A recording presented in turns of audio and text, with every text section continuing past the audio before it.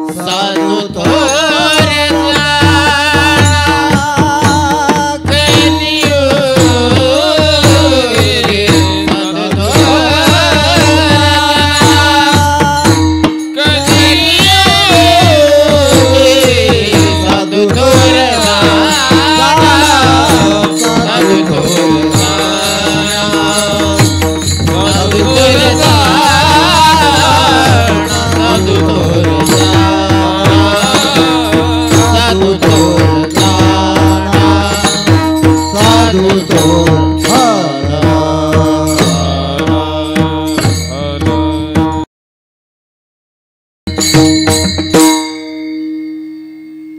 संत संगतीचे काय सांगू सुख, आपणा पारिखे नाही तेथे. साधू थोर जाना, साधू थोर जाना, साधू थोर जाना कलियुगी. इहलोकी तोची सर्वाभूती सम, शरीराचा भ्रम नेणे कदा. साधू थोर जाना, साधू थोर जाना, साधू थोर जाना कलियुगी. नामा म्हणे गाय दूध एक सार, साधू निरंतर वर्ते तैसा. साधू थोर जाना, साधू थोर जाना, साधू थोर जाना कलियुगी. विठ्ठल विठ्ठल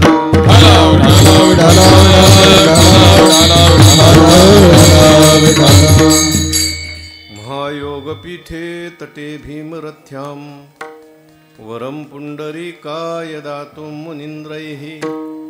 समागत्य तिष्ठन्तमानन्दकन्दं, परब्रह्मलिंगं भजे पांडुरंगं. पांडुरंगा करू प्रथम नमन, दुसरे चरणा संतांचिया. त्यांच्या कृपादाने कथेचा विस्तारू बाबाजी सद्गुरुदास तुका. नमो ज्ञानेश्वरा, नमो ज्ञानेश्वरा, निवृत्ती उदारा सोपान देवा. मुक्ताबाई नमो त्रिभुवन पावनी, आद्यत्रय जननी देवाचे. विठ्ठल विठ्ठल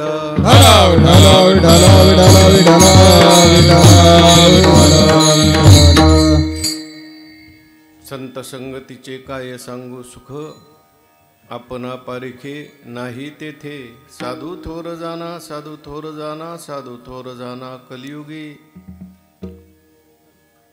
संत श्रेष्ठ भगवान परमात्म्याचे प्रेम भांडारी संत शिरोमणी नामदेव महाराज यांचा हा 4 चरणाचा उत्कृष्ट असा अभंग असून, नामदेव महाराजांच्या जीवनामध्ये तीर्थयात्रेमध्ये संत संगतीचा जो काही लाभ प्राप्त झाला, अनुभव आला, तो नामदेव महाराजांनी अभंगात प्रगट केलेला आहे. विठ्ठल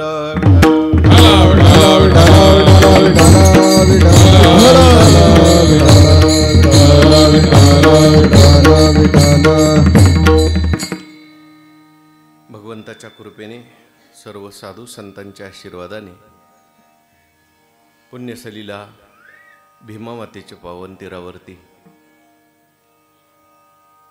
दत्त भगवंताचा असलेला हा पावन दरबार, पवित्र प्रांगण, आणि अशा या दत्त भगवंताच्या पवित्र प्रांगणामध्ये आज या ठिकाणी आपली ही नैमित्तिक कीर्तन सेवा आहे.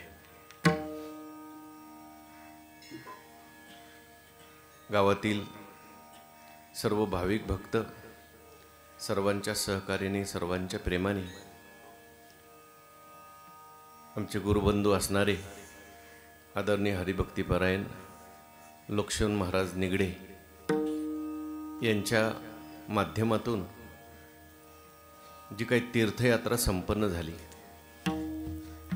आणि त्या तीर्थयात्रेचं गंगापूजन म्हणून आजचं हे कीर्तन आहे. विठ्ठल विठ्ठल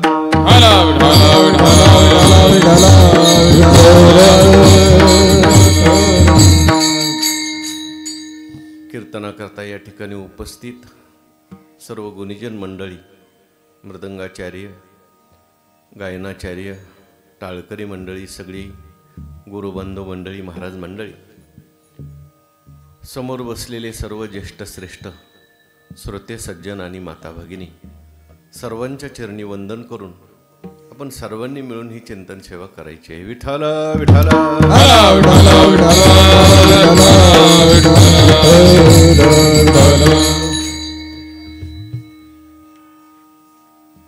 वास्तविक पाहता नियोजित कीर्तन सेवा मला वाटते लक्ष्मण महाराजांचीच होती, कारण मी गावात आल्या बोर्ड पाहिला, परंतु अचानक परवाच्या दिवशी त्यांचा मला फोन आला, माझंच कीर्तन आहे परंतु तुम्ही करता का. योगायोगाने माझी तारीख खाली होती आणि गुरुबंधूंचा आग्रह त्यामुळे मी लगेच हा म्हटलं. तसं वास्तविक पाहता आपलं कीर्तन कोणी दुसऱ्याला देत नाही आणि दुसऱ्याच्या जागेवर मी जात नाही. पण प्रेमाचे संबंध असल्यामुळे हे कानगाव परिसर जो आहे हा सगळ्या महात्म्यांच्या पदस्पर्शाने पुनीत झालेला परिसर आहे. हो, तर कीर्तनाला उभं राहिल्यावर मला असं वाटतं आपण तीर्थयात्रेत आहे का काय. तीर्थयात्रेत जसं वातावरण असतं तसं वातावरण इथलं आहे. विठ्ठल विठ्ठल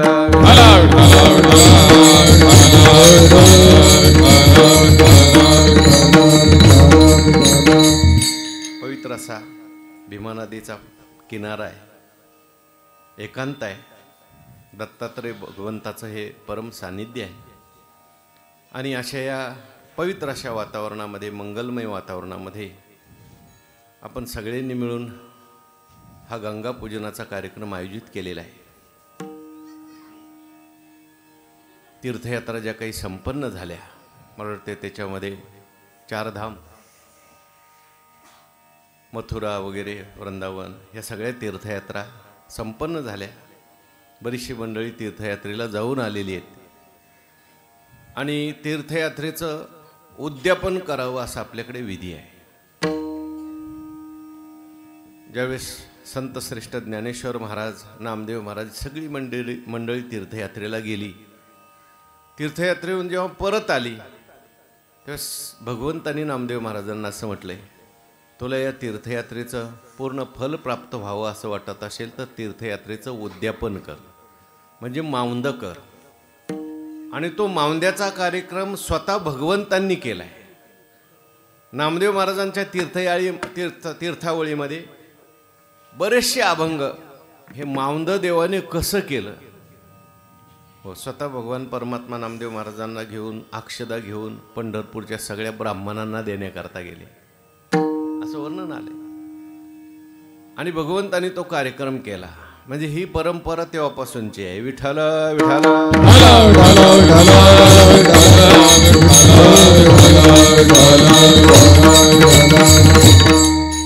शास्त्राने आपल्याला काही कर्म करायला सांगितलेले. शास्त्राने जे कर्म करायला सांगितलंय त्याला विहित कर्म असं म्हणतात. आणि विहित कर्मामध्ये काही नित्य कर्म आहेत, काही नैमित्तिक कर्म आहेत, काही काम्य कर्म आहेत आणि काही प्रायश्चित्त कर्म आहेत. नित्यकर्म कशाला म्हणायचं? जे शास्त्राने आपल्याला रोज करायला सांगितलंय त्याला म्हणायचं नित्यकर्म. उदाहरणार्थ रोज आंघोळ करायची का शुक्रवारच्या शुक्रवारी करायची? रोज करायची. बरं, आंघोळ केली की लगेच जेवायला बसायचं का? नाही. आंघोळ झाल्यानंतर अग्निमुखी हवन, न करील देवता पूजन, प्राप्त वेळे भोजन, ब्राह्मणांचे विमुख होईल अतिथी. पुढं काय? हा, आदर न करील अतिथी, विमुख होईल गुरुभक्ती, संतोष नेदिल ज्ञाती आपुलिया, मग तया आपाव थोर आहे. ग्रस्ती माणसाकरता रोज करायचे कर्म सांगितले, त्यात पंचमहायज्ञ सांगितले. विठ्ठल विठ्ठल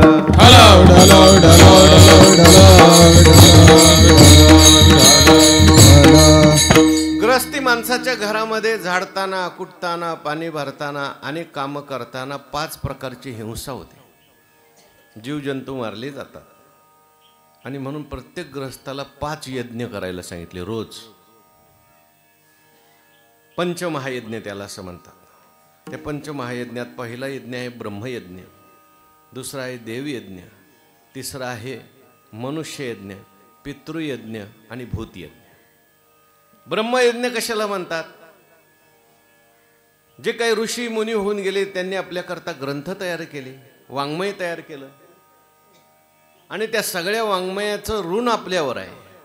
त्या वाङ्मयातून उत्तीर्ण होण्याकरता, ऋणातून उत्तीर्ण होण्याकरता आपण काहीतरी स्वाध्याय केला पाहिजे.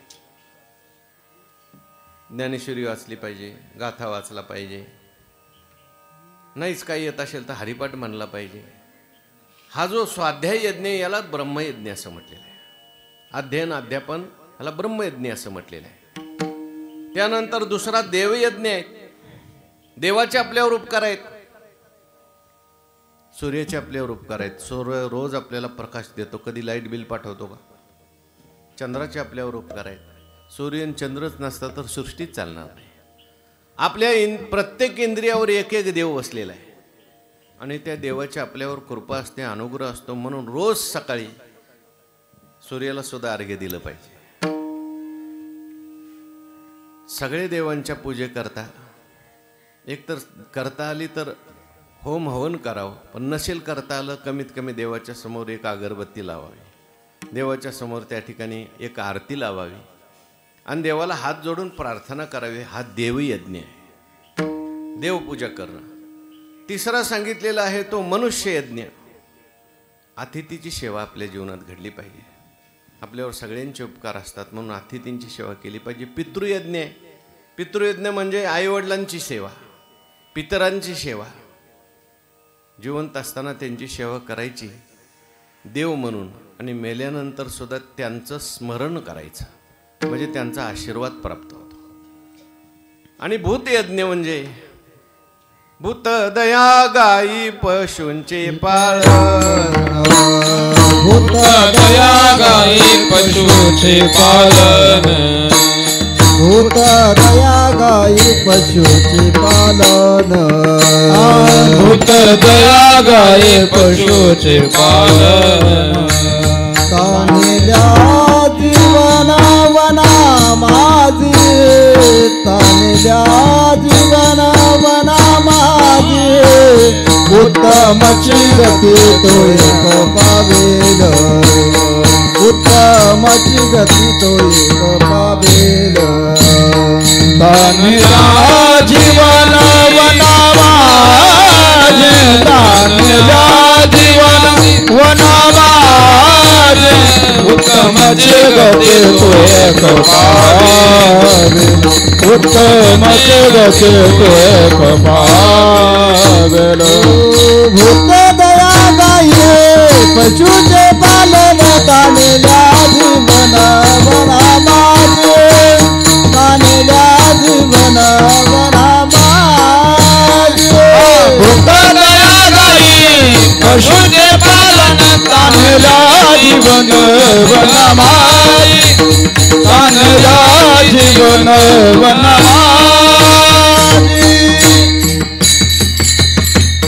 जोडोनिया धन उत्तम व्यवहारे, उदास विचारे वेचकरी, उत्तमची गती तो एक पावेल, उत्तम भोगील जीव खाणी. आपल्या वाट्याला आलेलं काम ईश्वराची सेवा म्हणून करायचं आहे. 5 प्रकारचे यज्ञ सांगितले नित्य कर्मामध्ये आणि काही नैमित्तिक कर्मशास्त्राने सांगितले. आजचं हे जे कीर्तन आहे हे नैमित्तिक कर्मामध्ये मोडतं. नैमित्तिक कर्म कशाला म्हणतात? नित्य कर्म जेव्हा काहीतरी निमित्त घेऊन येतं तेव्हा त्याला नैमित्तिक कर्म असं म्हणतात. सोम सूर्यादी ग्रहणे एवनी करविती पार्वणी, का माता पितर मरणे अंकित जे दिवस. काही देशाचं निमित्त घेऊन आलेलं कर्म असतं. आपण तीर्थयात्रेला गेलो, काशीला गेलो, तिथलं काही नित्य कर्म आहे. गंगेमध्ये स्नान असेल, विश्वनाथाची पूजा असेल. आपण गयेला गेलो, तिथे काही नित्यकर्म आहे, पिंडदान वगैरे. आपण नैमिषारण्यात गेलो, तिथलं नित्यकर्म आहे. देशाच्या निमित्ताने आलेली काही नित्यकर्म असतात, काही कालाच्या निमित्ताने आलेली नित्यकर्म असतात. म्हणजे विशिष्ट प्रकारचा काळ जीवनामध्ये प्राप्त झाला. एकादशी असेल, सूर्यग्रहण असेल, चंद्रग्रहण असेल, मकर संक्रांत असेल, कालाच्या निमित्ताने काही नित्यकर्म आपल्याला येतात. त्या त्या कालात तिथे कर्म करावी लागतात. काही परिस्थितीच्या निमित्ताने नित्यकर्म येतात. घरामध्ये मुलगा जन्माला आला, काही नित्यकर्म शास्त्राने करायला सांगितलेले. घरामध्ये एखाद्याचा मृत्यू झाला, काही कर्मशास्त्राने करायला सांगितलेले आहे. तसं आपण तीर्थयात्रा केल्या तर त्याच्यासाठी नैमित्तिक कर्म आहे गंगापूजन. विठाल विठाल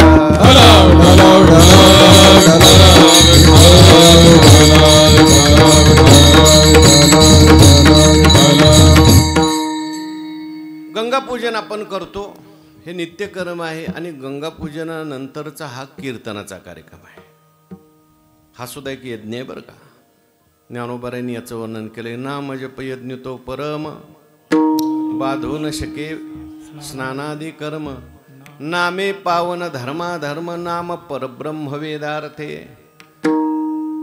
नामाचं वर्णन करत असताना हे यज्ञाचं वर्णन करताना असं वर्णन केले. नामे पावन धर्माधर्म.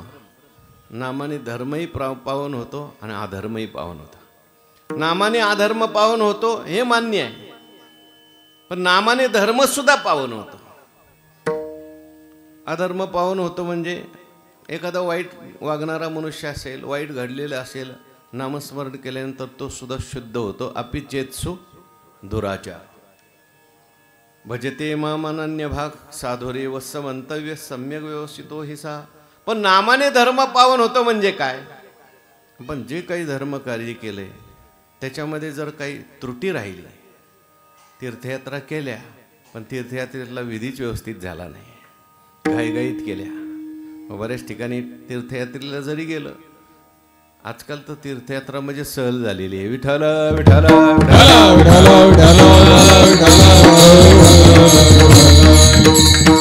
तुमची सोडून तुमची सोडून. हा मग वा. नाही नाही, सांप्रदायिक माणसाच्या वरची तीर्थयात्रा वेगळी हो. नाही तर आजकाल काय 10,000 रुपये द्या, 50,000 रुपये द्या, चला तीर्थयात्रेला. लोक सुद्धा म्हणतात पैसे किती जाऊ द्या पण लक्झरी सोय असली पाहिजे आमची. मग तिथं काय, तीर्थयात्रेला गेलं तर व्यवस्थित तिथलं स्थान महात्म्य सांगणारं कोणतरी पाहिजे, तिथला विधी व्यवस्थित पालन झाला पाहिजे. समजा जर नाही झाला विधी व्यवस्थित पालन तर मग त्याच्यामध्ये दोष सुद्धा घडतात.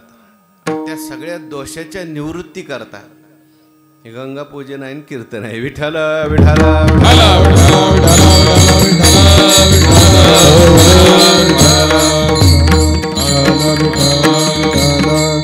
आपल्याकडे तीर्थयात्रेचं खूप मोठं महत्त्व सांगितलेलं आहे. तीर्थयात्रा हे सुद्धा नैमित्तिक कर्म आहे, नित्य नैमित्तिक कर्मामध्ये येतात. भगवंतांनी नित्य नैमित्तिक कर्माचं वर्णन केलेलं आहे. आता आमचा सध्या तोच विषय चाललेला आहे. यज्ञदान तपकर्म न त्याज्यम कार्यमेव तत् यज्ञोदानम तपश्चैव पावनानी मनीषिणाम. भगवान परमात्मा गीतेमध्ये सांगतात यज्ञ दान आणि तप माणसाने कधी सोडू नये. कारण यज्ञ आणि दान तप ही जी कार्य आहेत ही माणसाला पवित्र करणारी अशी आहेत, चित्तशुद्धी करणारी आहेत. म्हणून यज्ञ दान आणि तप या तपामध्ये तीर्थयात्रा येतात. तपाचे 3 प्रकार सांगितले गीतेमध्ये. शारीरिक तप, वाचिक तप, मानसिक तप. त्यात शारीरिक तपाचं वर्णन केले. देव द्विज गुरुप्राज्ञ पूजनम शौचमार्जवम ब्रह्मचर्य महिंसाच शारीरम तप उच्यते. त्याच्यातली पहिली चोवी तया प्रिय देवतालया यात्रादिके करावया 8ही पहार पाया उळी ग घापे विठ्ठल विठ्ठल.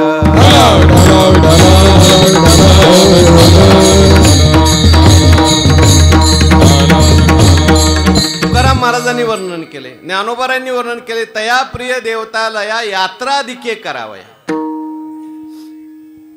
8ही प्रहर पाया उळी ग घापे. 8ही पहर म्हणजे दिवसाचे 4, रात्रीचे 4, अशा 8ही पहर. उळी ग घापे म्हणजे त्याच्या पायाला भोवरा बांधल्यासारखा तो असतो. तीर्थयात्रा करतो. जव हे सकळ सिद्ध आहे, जव हे सकळ सिद्ध आहे. हात चालावया पाये, हात चालावया पाया.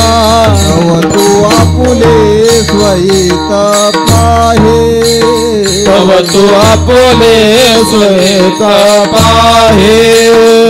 तीर्थयात्रे जाय चुकू नको, जाय चुकू नको. काळ से दुरी ठेला, जव काळ से दुरी ठेला.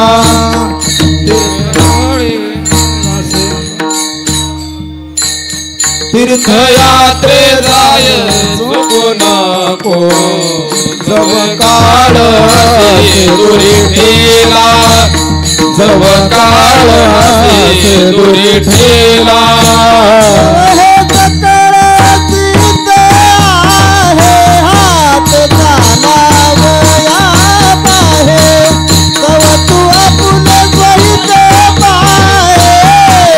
तीर्थयात्रे जाय चुकू नको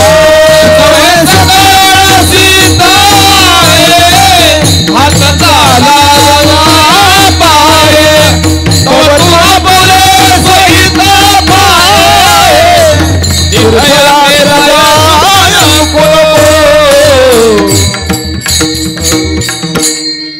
तीर्थ शब्दाचा अर्थ आहे तरती अनेन इति तीर्थम. ज्याच्याद्वारे मनुष्य सहज तरून जातो त्याला काय म्हटलेलं आहे? तीर्थ म्हटले. अशी जगात खूप तीर्थ आहेत. 3.5 कोटी तीर्थ आहेत. किती? 3.5 कोटी. कारण आपल्या शरीरावर 3.5 कोटी रोम आहेत आणि त्या रोमावर एक एक पाप राहतं. ह्या सगळ्या पापाच्या क्षालनाकरता जगात 3.5 कोटी तीर्थ तयार केलेले आहे. म्हणजे त्या पापाचं क्षालन करण्याकरता. म्हणून ही सगळी तीर्थ सांगितली.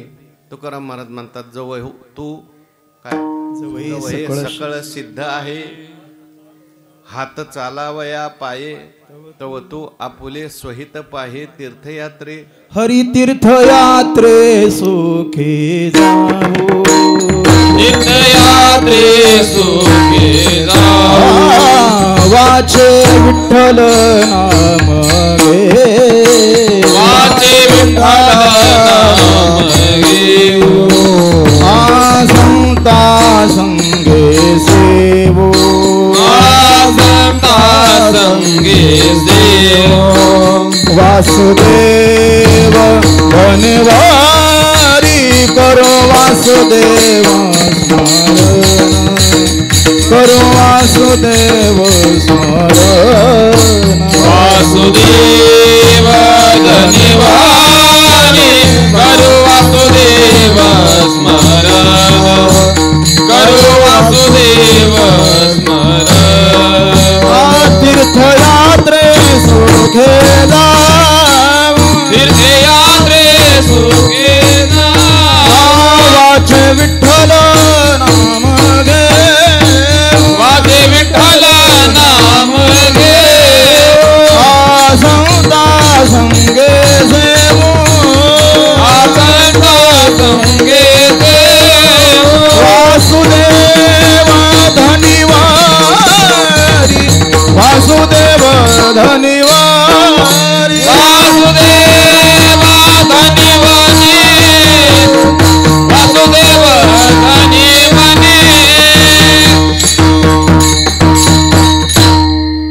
तीर्थयात्रा करायच्यात पण कधी करायच्या तीर्थयात्रा? जव हे सकळ सिद्ध आहे. हात चालावया जोपर्यंत हात चांगले आहेत पाय चांगले आहेत तोपर्यंत माणसाने तीर्थयात्रा करायची. पाय चांगले आहेत म्हणजे पायाने चालता येते तोपर्यंत आणि हात चांगले आहेत म्हणजे हाताने काही सत्कर्म करता येते तोपर्यंत. एकदा का आपले हात कामातून गेले पाय कामातून गेले डोळे कामातून गेले मग माणसाने तीर्थयात्रा माणसाकडून घडणार नाही. ते पोरांना बाहेर लावा तिकडे. विठ्ठल विठ्ठल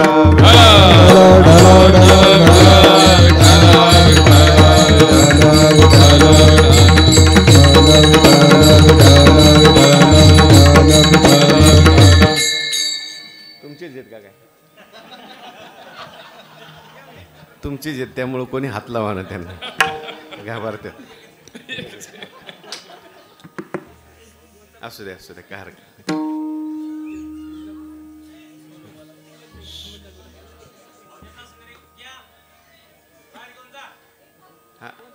हा मांडी घेऊन बस मांडी घेऊन बसा मांडी असं ऐका इकडे लक्ष द्या.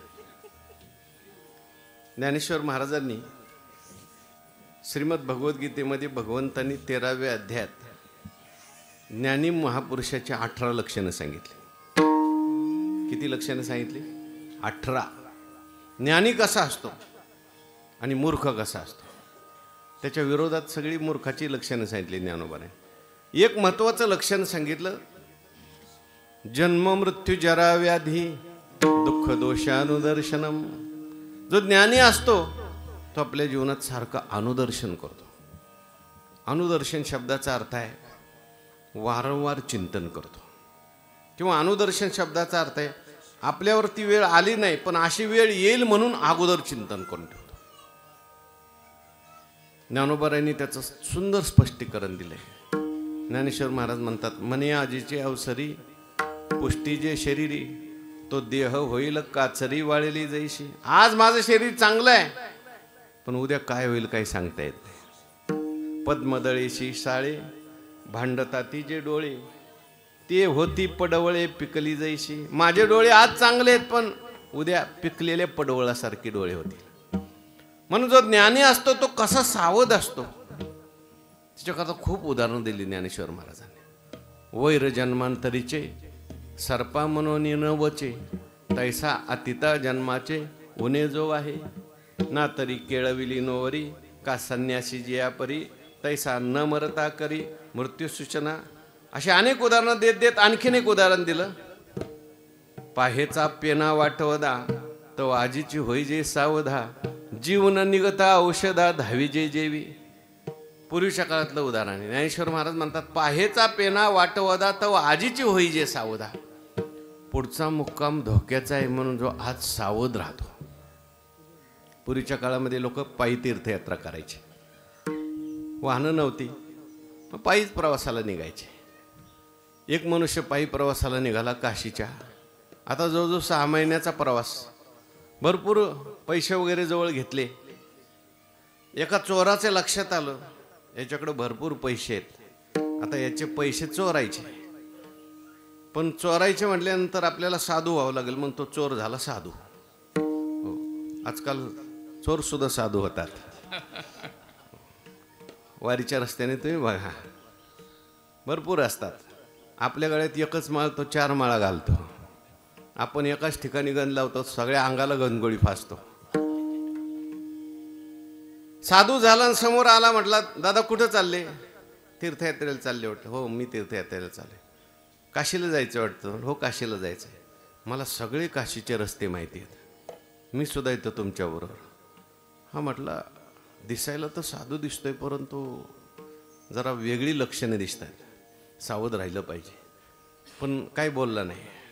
व्यवहारामध्ये कोणाला काय बोलता येत नाही उघड बरं का. जरी एखादा चोर असला तरी त्याला चोर म्हणायचं नाही. म्हणलं तर राग येतो. विठ्ठल विठ्ठल विठ्ठल.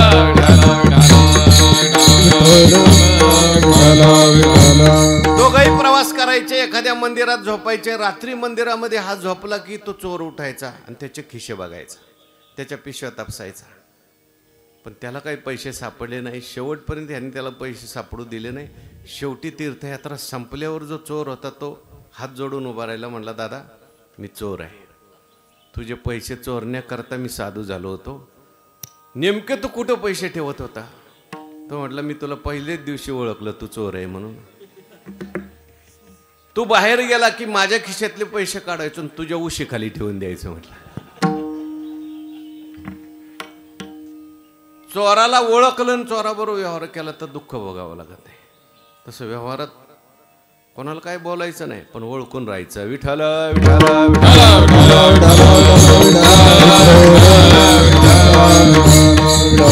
म्हणजे रडायची पाळी येत नाही. आणि जर आपण ओळखलो नाही, बेसावध राहिलो तर आपल्यावर रडायची पाळी आल्याशिवाय राहत नाही. तसं बाहेर जसे चोर आहेत तसे आपल्या देहाला सुद्धा लागलेले चोर आहेत. हो, आपला देह सुद्धा कधी आपल्याला सोडून जाईल काही सांगता येत नाही. आपल्याला डोळे सोडून जातात, कान सोडून जातात. आणि म्हणून जोपर्यंत पाहेचा पेना वाटवदा तो आजीची होई जे सावधा जीवन निगता औषधा धावी जे जेवी. तारखेला तीर्थयात्रा, सत्संग, नामस्मरण, चिंतन जोपर्यंत मनुष्याने शरीर चांगलं आहे तोपर्यंत करून घ्यावं.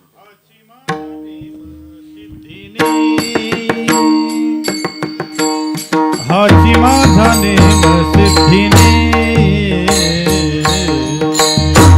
हाची माझाने मसिद्धीने हाची माझाने मसिद्धीने पायी तीर्थयात्रा मुखी हरिनाम पायी तीर्थयात्रा मुखी हरिनाम पायी तीर्थयात्रा मुखी हरिनाम पायी तीर्थयात्रा मुखी हरिनाम हाची माझा नेम सिद्धीने हाची माझा नेम सिद्धीने हाची माझा नेम सिद्धीने हाची माझा नेम सिद्धीने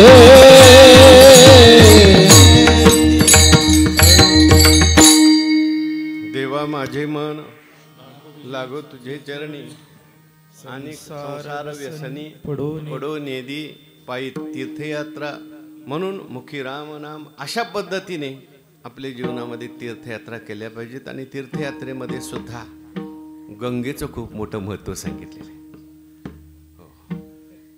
हो, गंगेचं इतकं महत्त्व सांगितलेलं आहे. सगळ्या तीर्थामध्ये सार तीर्थ जर कोणता असेल तर ती गंगा आहे. गंगेचं नुसतं स्मरण जरी केलं तरी सुद्धा मनुष्य पवित्र होतो. वाचे म्हणता गंगा गंगा वाचे म्हणता गंगा वाचे म्हणता गंगा गंगा वाचे म्हणता गंगा गंगा वाचे म्हणता गंगा गंगा वाचे म्हणता गंगा वाचे म्हणता गंगा गंगा वाचे म्हणता गंगा गंगा वाचे म्हणता गंगा गंगा सकळ दोष जाते गंगा वाचे म्हणता गंगा गंगा सकळ दोष जाते गंगा सकळ दोष सकळ दोष सकळ दोष जाती भंगा दोषे पडता ब्रह्म गिरी द्रोषे पडता ब्रह्म गिरी म्हणता गंगा गंगा सकळ पापी जाती भंगा वाचे म्हणता गंगा गंगा सकळ पापी जाती भंगा सकळ पापी सकळ पापी हा सकळ पापी जाती भंगा दुरुस्ती पडता ब्रह्म हा दुरुस्ती पडता ब्रह्म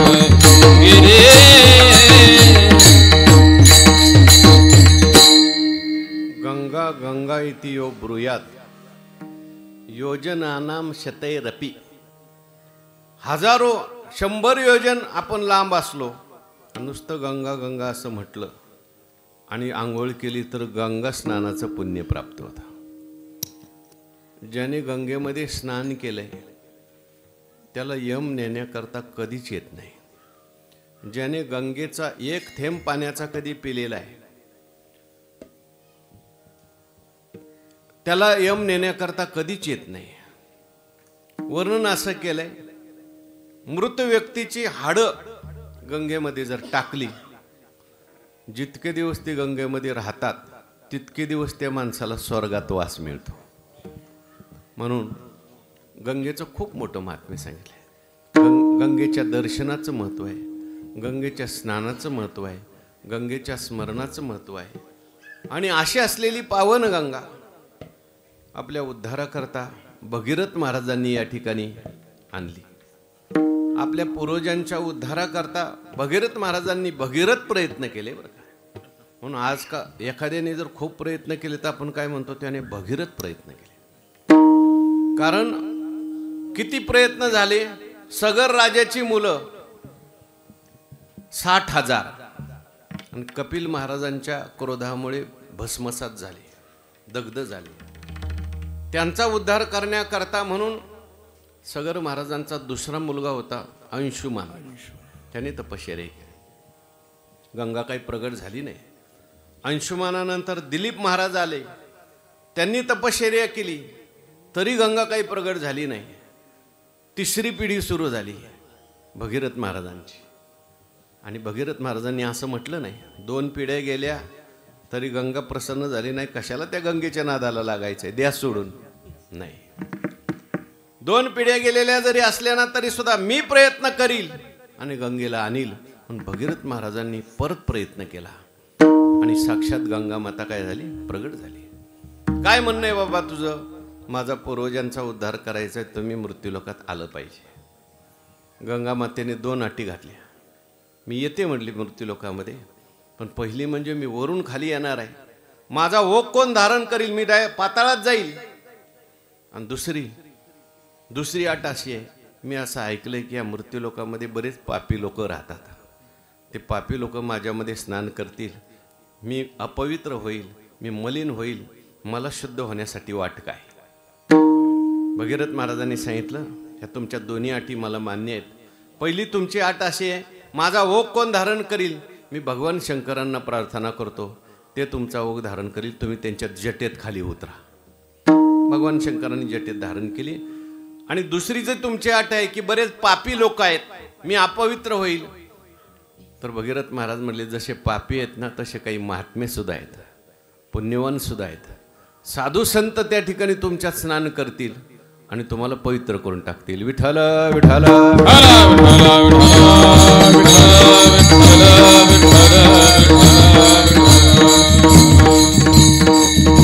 म्हणून अशी असलेली गंगा, अशा असलेल्या तीर्थयात्रा, एकदा ज्ञानेश्वर महाराजांच्या मनात आलं की आपण तीर्थयात्रेला जायचं.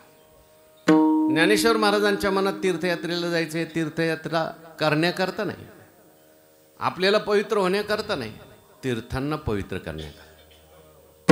स्वयं ही तीर्थानि पुनंती संताः, संत जे असतात तीर्थांना सुद्धा पवित्र करतात. तीर्थे तया ठाया येती पुनीत व्हावया. आणि म्हणून ज्ञानेश्वर महाराजांनी विचार केला, कोणाला घेऊन जायचं बरोबर. म्हणून ज्ञानेश्वर महाराज पंढरपूरला आले. नामदेव महाराजांना त्या ठिकाणी प्रार्थना केली, तीर्थयात्रा करायच्यात, तुम्ही बरोबर असलं तर बरं होईल मला. म्हणून नामदेव महाराजांना विनंती केली.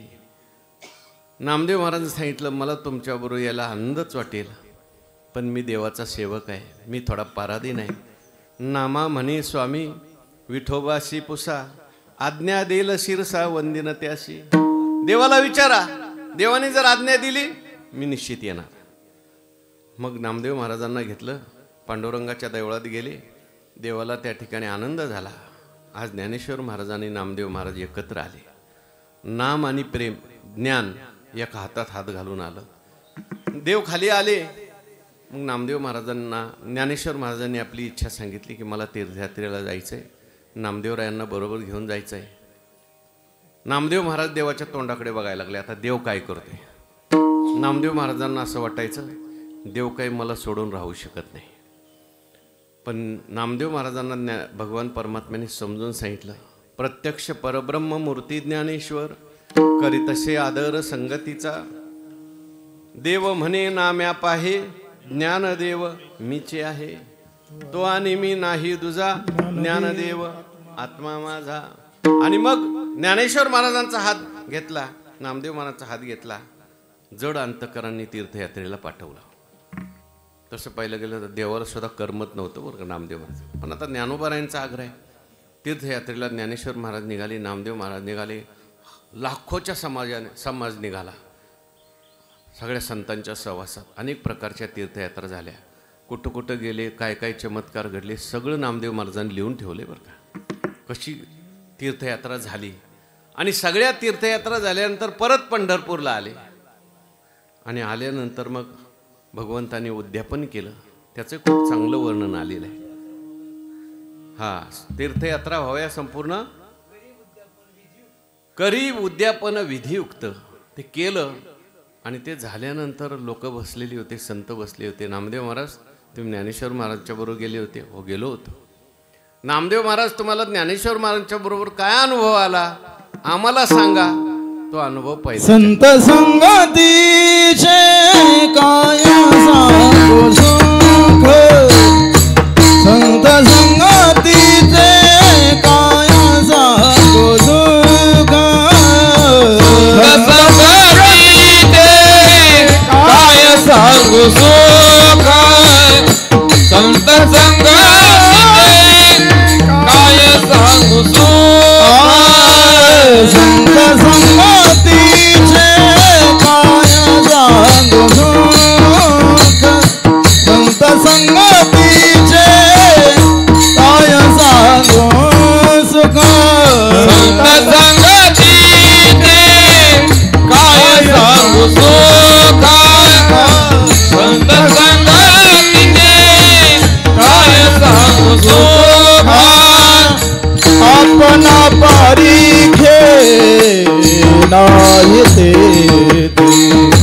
अपना पारिखे नाही ते, साधू थोर दारा, साधू थोर दारा, साधू थोर दारा, साधू थोर दारा, अपना पारिखे नाही ते, अपना पारिखे नाही ते, साधू थोर दाना, साधू थोर दाना, साधू थोर दाना, साधू थोर दाना.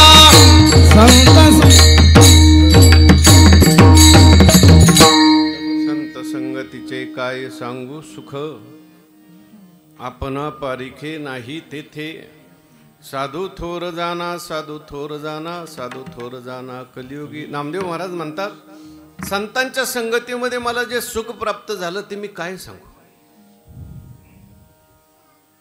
ते सुख असं आहे, आपलं आणि परक हा भेदच तिथं राहत नाही. त्यांच्या संगतीत जे सुख आहे ते सांगण्यासारखं सुख नाही, सांगणारा शिल्लक राहत नाही असं सुख आहे. विठ्ठल विठ्ठल.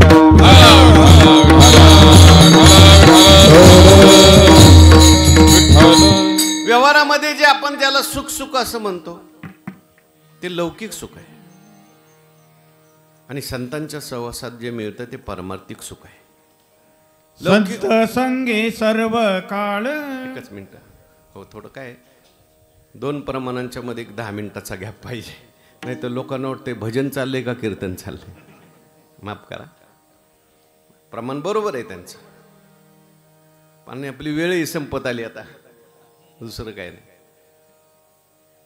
व्यवहारातलं जे सुख असतं ते असं सुख असतं, विषयापासून होणारं सुख, अभिमानाचं सुख, अभ्यासाचं सुख, लौकिक सुख असतं. हे सुख टिकणारं सुख नाही. वैकुंठवासी परमपूज्य दोंड महाराज असं म्हणायचे, लौकिकातलं सुख असं असतं, दुसऱ्याचं सुख पाहिलं तरी कमी होतं, समजायचं लौकिक सुख. एक सुख, एक दुःख जीवनात आलं आणि सगळं व्यवहारातलं सुख जर वजा होत असेल तर समजायचं लौकिक सुख आहे. आपल्याला प्राप्त झालेलं सुख लौकिक आहे का परमार्थिक कसं ओळखायचं. दुसऱ्याचं सुख पाहिल्यावर आपलं सुख कमी होत असेल तर समजायचं लौकिक सुख आहे. उदाहरण सांगतो. एखाद्या माणसाला ऊसाचे 3 लाख रुपये झाले, आनंद, सुख का दुःख? सुख आहे. म्हणून सुख झालं म्हणून चेहरा प्रसन्न होता, दुसऱ्या दिवशी चेहरा पडला. म्हटले का हो, तुम्हाला ऊसाचे 3 लाख रुपये झाले? म्हटलं मला 3 लाख झाले हो, पण आमच्या शेजाऱ्याला 5 लाख झाले. म्हटलं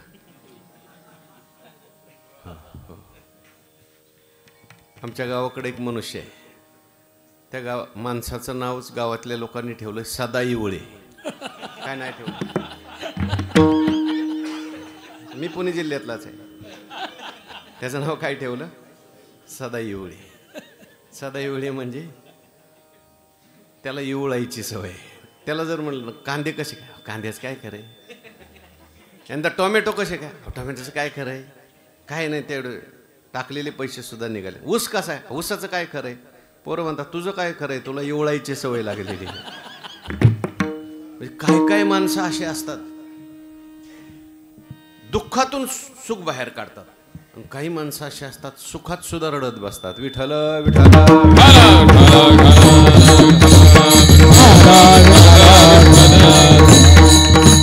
लौकिक सुख असं आहे की दुसऱ्याचं सुख पाहिलं तरी कमी होतं. एक दुःख जीवनात आलं सगळं सुख वजावून जातं. लौकिक सुख सगळं आहे, बंगला आहे, गाडी आहे, अमुक आहे, तमुक आहे, शेती आहे, आणि एकुलता एकच मुलगा होता, तो मेला. मग मनुष्य म्हणतो मला आता काहीच, मला सुद्धा जगायचं नाही, मला सुद्धा काही सुख वाटत नाही. का? एक दुःख जीवनात आलं सगळं सुख संपलं. लौकिक सुख आहे. आता ऐका, पारमार्थिक सुख कसं असतं. गीतेमध्ये भगवंतांनी पारमार्थिक सुखाची व्याख्या सांगितली. यम लब्ध्वाचा परम लाभम मन्यते न अधिकम ततः यस्मिन् स्थितो न दुःखेन गुरुणापि विचाल्यते.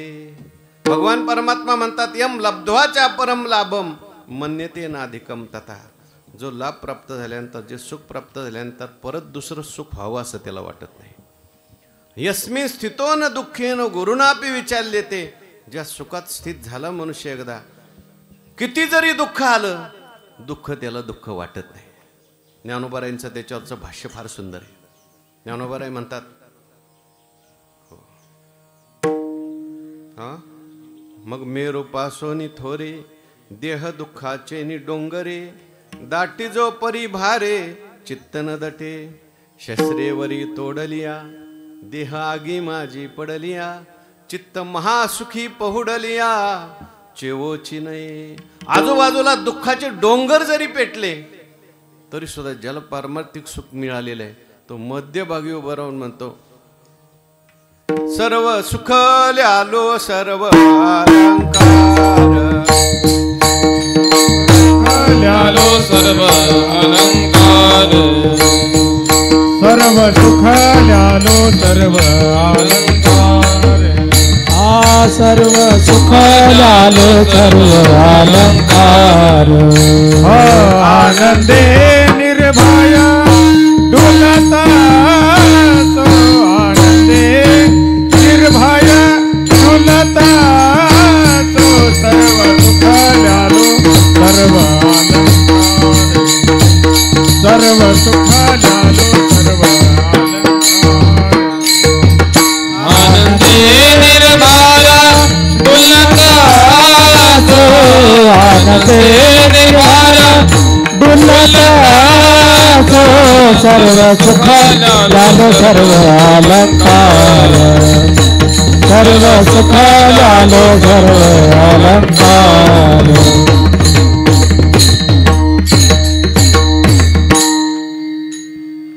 एक सुख असं आहे की ते कमी कमी होत जातं. एक सुख असं आहे की ते जसं आहे तसंच राहतं. आणि एक सुख असं आहे जैशी वर्षा काळी सरिता चोडो लागे पंडुसुता तैशी नित्य नवी भजता सुख सुखया संत समागमे नित्य दुनावे तुझे नामे दहन होती सकळ कर्मे सर्व काळ प्रेमे डुल्लत असो. हे सुख असं आहे की किती दुःख आली तरी माणसाला दुःख दुःख वाटत नाही, उलट दुःख सुद्धा सुख वाटायला लागतं. तुकाराम महाराजांच्या जीवनामध्ये किती दुःख आली लक्षात घ्या. तेवढी दुःख जर आपल्या जीवनात आली तर आपण परमार्थात सुद्धा राहणार. पण सगळी दुःख जी आहेत ती सगळी अनुकूल करून घेतली. बरे झाले देवा निघाले दिवाळे बरिया दुष्काळे पिढा केली अनुतापे तुझे राहिले चिंतन झाला हा व मानस. ह्याला म्हणायचं पारमार्थिक सुख मिळालं. म्हणून संत संगतीचे काय सांगू सुख. हे सुख असं आहे. ज्ञानोबारायांनी सुखाची व्याख्या केली. बोला ज्ञानेश्वरीतली सुखाची व्याख्या.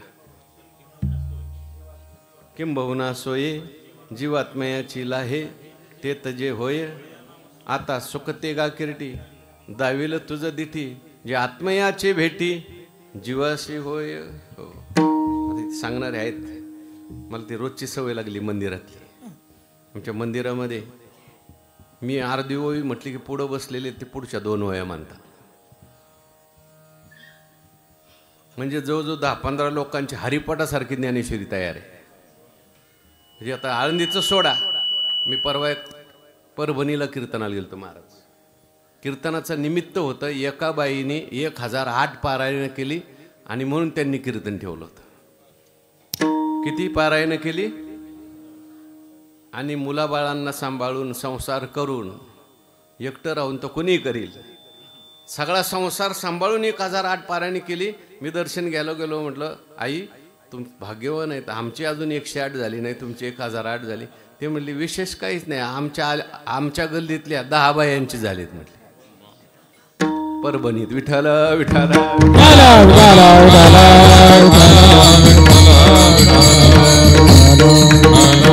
आपण परमार्थात किती माग आहे बघा अजून. हो, लोक खूप तयार आहेत. मला नेहमी खंत वाटते, आळंदी पुणे जिल्ह्यात आहे, देहू पुणे जिल्ह्यात आहे, पण परमार्थाच्या मागे बाबतीमध्ये पुणे जिल्हा थोडासा माग आहे. आम्हाला खंत वाटते. आम्ही आता संस्थेमध्ये शिकवतो. मी ज्यावेळेस संस्थेत आलो त्यावेळेस आमच्या पुरंदर तालुक्यातला एकटा मीच होतो फक्त. म्हणजे एकटा कमी आहे तो, जास्त आले पाहिजेत पुणे जिल्ह्यातले विद्यार्थी. संस्था पुणे जिल्ह्यात आहेत पण पुणे जिल्ह्यातले विद्यार्थी कमी. विठ्ठल विठ्ठल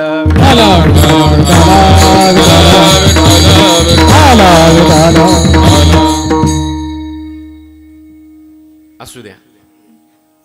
काय सांगत होतो मी? सुख सांगत होतो. संत संगतीचे काय हे जे सुख आहे, किंबहुना सोये जीवात्म्याची लाहे, ते तर जे होय तया नाम सुख. तो जीव जो आहे तो परमात्मा रूप होतो. म्हणून आपण पारिखे नाही तेथे, त्या सुखामध्ये आपलं परक असं काही राहत नाही, सगळं सुखरूप होऊन जातं. आणि असं सुख संतांच्या सहवासात मिळतं. म्हणून संत जे आहेत कलियुगामध्ये श्रेष्ठ आहेत. साधू थोर जाना, साधू थोर जाना, साधू थोर जाना, साधू थोर जाना, साधू थोर जाना, साधू थोर जाना, साधू थोर जाना, साधू थोर जाना, साधू थोर जाना, साधू थोर जाना, साधू थोर जाना, साधू थोर जाना, साधू थोर जाना, साधू थोर जाना, साधू थोर जाना, साधू थोर जाना, साधू थोर जाना, कलियुगी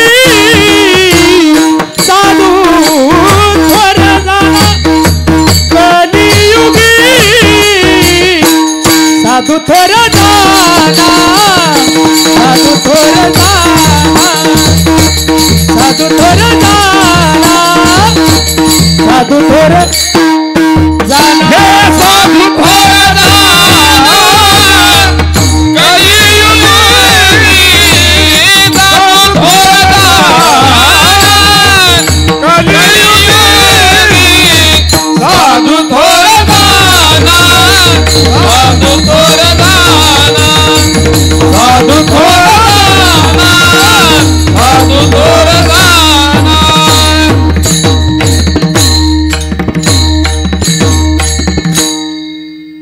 नामदेव महाराजांनी 3 वेळा शब्द वापरलाय. साधू थोर जाना, साधू थोर जाना, साधू थोर जाना. कलियुगी एखादी गोष्ट जर निश्चयाने सांगायची असतील तर 3 वेळा सांगावी लागते. म्हणून निश्चयाने साधू थोर आहेत, स्वरूपाने साधू थोर, गुणाने साधू थोर, कार्याने साधू थोर. सामान्यापेक्षा साधू थोर, देवापेक्षा साधू थोर, सगळ्यात मोठ्या देवापेक्षा साधू थोर. विठ्ठल विठ्ठल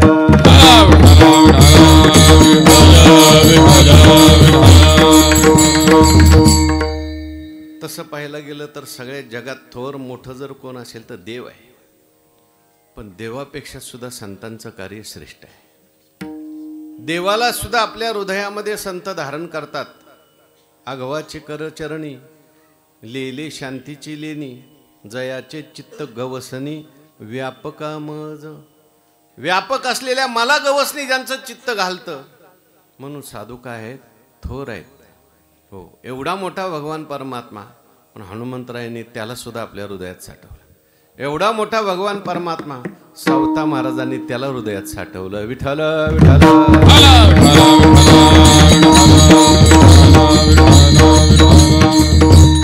साधू थोर जाना, साधू थोर जाना, साधू थोर जाना कलियुगी. आम्हाला सुद्धा त्या संतांच्या सहवासात जायचं आहे. तेव्हा त्या संतांचं लक्षण काय आहे, तेव्हा नामदेव महाराज म्हणतात, इहलोकी तोची सर्वाभूती सम, शरीराचा भ्रम नेने कदा. इहलोकामध्ये इहलोकी तोची सर्वाभूती सम, सर्व भूतमात्रामध्ये त्यांची समदृष्टी झालेली असते.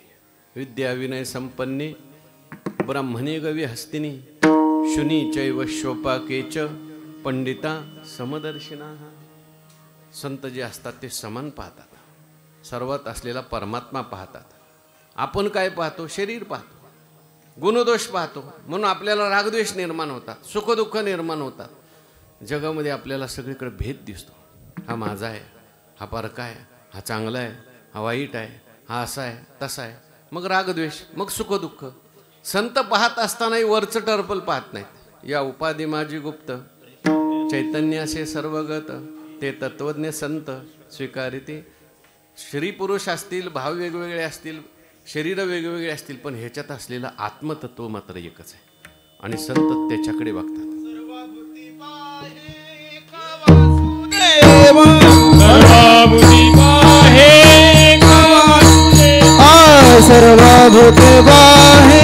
संतांना स्वतःविषयी भ्रम नसतो आणि संतांना जगाविषयी भ्रम नसतो. दोन प्रकारचा भ्रम आहे. काहींना आपल्याविषयी भ्रम असतो, काहींना जगाविषयी भ्रम असतो. भ्रम कशाला म्हणतात, इकडं लक्ष द्या माझ्याकडे. संपलं आता कीर्तन, 5 मिनिटं राहिले. भ्रम कशाला म्हणतात, जे ज्याच्या ठिकाणी नाही ते त्याच्या ठिकाणी दिसणं, त्याला काय म्हणायचं, भ्रम. रस्त्याने आपण चाललोय, संध्याकाळची वेळ आहे, थोडा मंद अंधकार पडलेला आहे, पडली रस्त्यात दोरीन, माणसाला काय दिसला, साप. पळायला लागला मोठ्याने, ओरडत ओरडत, अहो फार मोठा साप, फार मोठा साप. पायात पाय अडकला, पडला, डोकं फुटलं. शेजारी म्हटलं, अहो एवढं का पळताय? म्हटले, अहो तुमच्या घरासमोर फार मोठा साप आहे. चला बरं म्हटले. त्याने दिवा घेतला, टॉर्च घेतली, दोघंही गेले आणि जाऊन बघितलं तर काय होतं, दोरी होती. डोकं जे फुटलं, खऱ्या सापामुळे फुटलं का भ्रमातल्या सापामुळे फुटलं? तसं आपल्या जीवनात सगळं दुःख आलंय, हे सगळं भ्रमामुळे आलंय. आहे आत्मा, पण समजतो शरीर. विठ्ठल विठ्ठल.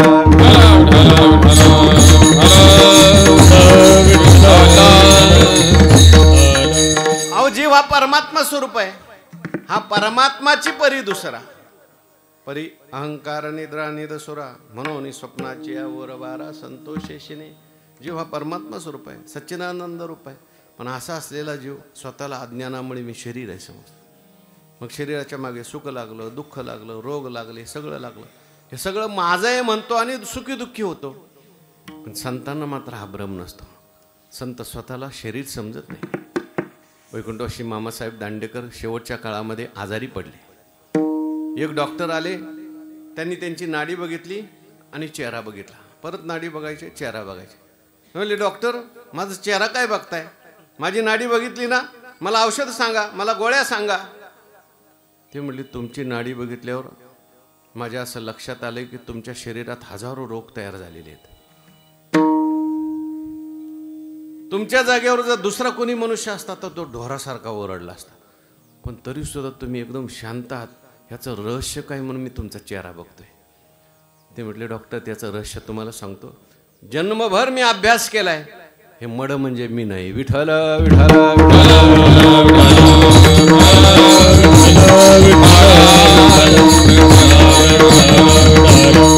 मी शरीर मी नाही, हा जन्मभर अभ्यास केलाय. त्यामुळे मरताना आता मला दुःख होत नाही. त्याचं कारण मी शरीरच नाही. आपल्याला दुःख का होतं? आपण स्वतःला शरीर मानतो म्हणून आपल्याला दुःख होतं. त्यांचा फोटो काढला तर त्यांना राग येत होता. आमचा टाकला नाही तर राग येतो.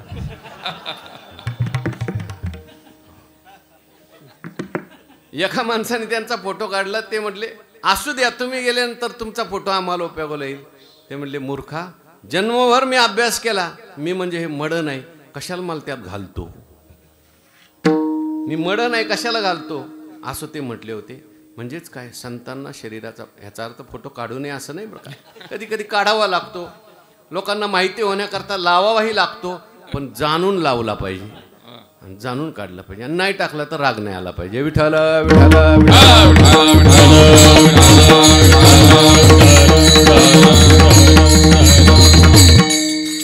शरीराचा भ्रम नाही आणि देहाचा बाहेरचा जगाचा भ्रम नाही. आपल्याला आपल्यातलाही देव कळला पाहिजे आणि जगातलाही देव कळला पाहिजे. काहींना आपल्यातला देव कळतो, जगातला कळत नाही. काहींना जगातला देव कळतो, आपल्यातला कळत नाही.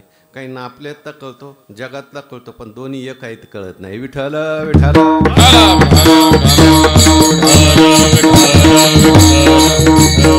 काही लोकांना आपल्यातला देव कळतो, भजन करायला लागले, ध्यान करायला लागले, खूप आनंदी असतात.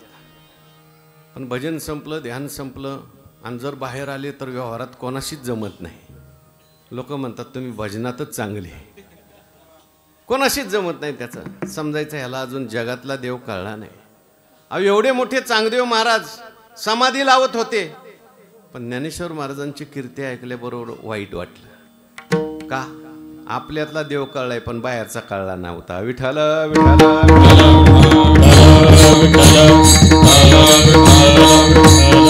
शेवटी ज्ञानेश्वर महाराजांना भिंत चालवावी लागली आणि चांगदेव 65 समजून सांगावी लागली, बाबा जो तुझ्यात आहे ना तोच माझ्यात आहे आणि सगळा एकच देव भरलेला आहे. म्हणून शरीराचा भ्रम नेने कदा इहलोकी तोची सर्वभूती सम. शरीराचा भ्रम आणि असे संत जे असतात ते कसे असतात हे शेवटच्या नामा म्हणे गाय दूध एक सार. नामा म्हणे गाय दूध एक सार. नामा म्हणे गाय दूध एक सार. नामा म्हणे गाय दूध एक सार. नामा म्हणे गाय दूध एक सार. नामा म्हणे गाय दूध एक सार.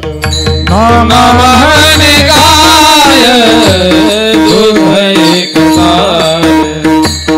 नामा म्हणे गाय दूध एक सार. साधू निरंतर वर्त तैसा. साधू नंतर वर्षे तैसा. साधू थोर जाना. साधू थोर जाना. साधू थोर जाना. साधू थोर जाना. साधू निरंतर वर्ते तैसा. साधू निरंतर वर्ते तैसा. साधू थोर जाना. साधू थोर जाना. साधू थोर जाना. साधू थोर जाना. साधू थोर जाना कलियोगी. हा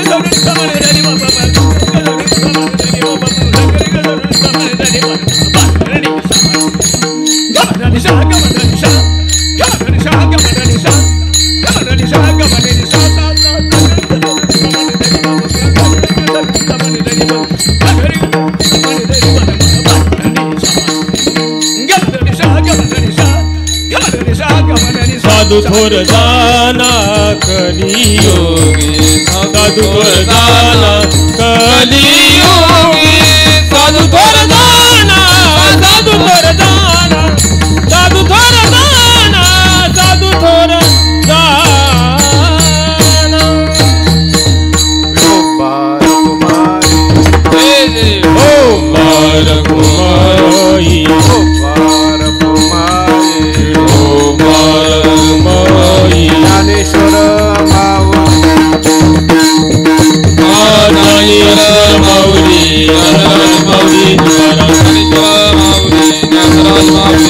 ज्ञानेश्वर माऊली ज्ञानेश्वर माऊली ज्ञानेश्वर माऊली ज्ञानेश्वर माऊली